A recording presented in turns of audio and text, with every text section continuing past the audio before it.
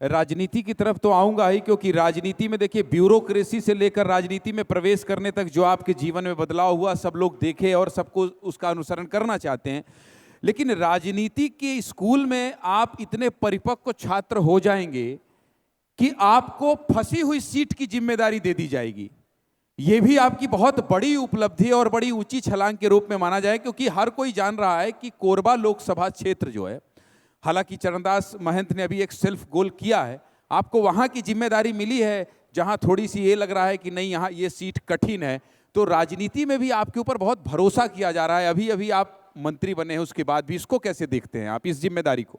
हमारे सभी सम्मानीय मंत्रीगणों को एक एक लोकसभा क्षेत्र की जिम्मेदारी दी गई है और उसमें बस्तर क्षेत्र के लिए भी मुझे कुछ दायित्व दिए गए हैं। मेरा पुराना क्षेत्र रहा है, बस्तर को थोड़ा बहुत मैं समझता हूं उस दृष्टिकोण से। कोरबा क्षेत्र के लिए भी कुछ जिम्मेदारी दी गई है। एक नेचुरल प्रोसेस है, इसे ज़्यादा और बड़ा पढ़ना उचित नहीं मैं मानता। और पार्टी के लिए पूरे प्रदेश के अलग अलग क्षेत्रों में अलग अलग तरह की जिम्मेदारी हम सब निभा रहे हैं और सभी सम्मानीय मंत्रीगण अपने अपने क्षेत्रों में काम कर रहे हैं जिसकी जहाँ जो उपयोगिता हो सकती है। महासमुंद के भी कई क्षेत्रों में मुझे कुछ काम करने के लिए कहा गया, बस्तर में भी कहा गया, जांजगीर भी मेरा पुराना क्षेत्र है, वहाँ पर भी कुछ कहा गया। तो उन सारे क्षेत्रों में मैं काम कर रहा हूँ। बट निश्चित रूप से जहाँ जो दायित्व पार्टी और संगठन देता है उसे पूरी शिद्दत और ईमानदारी के साथ भाजपा का हर पदाधिकारी एक कार्यकर्ता के रूप में निभाता है। अच्छा सर, एक सवाल और मेरा है, क्योंकि अब सियासत की बात हो रही है, लोकसभा चुनाव की बात हो रही है। चरणदास महंत का बयान आया पिछले दिनों और मैं अभी मुख्यमंत्री जी बैठे थे तो उनसे भी ये बात कह रहा था, चूंकि आप उस लोकसभा की जिम्मेदारी और पूरे प्रदेश में देख रहे हैं और माहौल गर्म है, इसलिए पूछ लेना चाहता हूं कि इस तरह की बयानबाजी जो होती है, मैंने यही सवाल मुख्यमंत्री जी से पूछा था, इससे कितना फायदा मिलता है? क्योंकि जैसे ही उन्होंने कहा कि लाठी मारने वाला नेता चाहिए, बीजेपी के सारे लोगों ने हैशटैग चला दिया कि हाँ पहली लाठी मुझे। तो इस सेल्फ गोल से कितना फायदा मिलता है राजनीति में, जब खासकर सामने चुनाव हो?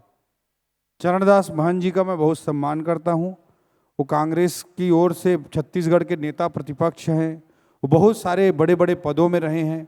उनसे इस तरह की लक्ष्मण रेखा को क्रॉस करने की मैं कभी उम्मीद नहीं कर सकता था और बिलो द बेल्ट हिट करने वाली बात उनसे मैं कभी अपेक्षा नहीं कर सकता था।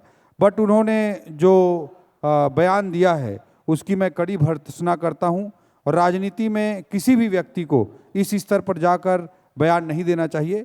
मोदी जी आज देश के ही नहीं दुनिया के सबसे लोकप्रिय नेता हैं।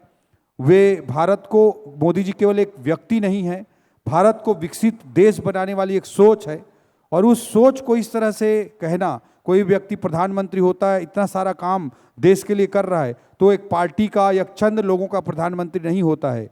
भारत के एक संवैधानिक जिम्मेदारी के रूप में पूरे देश के सभी दलों, सभी लोगों का वो प्रधानमंत्री होता है। और मोदी जी जैसा व्यक्तित्व, एक सोच जो भारत को विकसित राष्ट्र बनाना चाहता है, पूरी दुनिया में उनका नाम और काम है। तो ऐसी स्थिति में चरणदास महंत जी से मैं अपेक्षा नहीं कर सकता था, लेकिन उन्होंने जो कहा है मैं भी कहूँगा कि मैं हूँ मोदी का परिवार, पहले लाठी मुझे मार।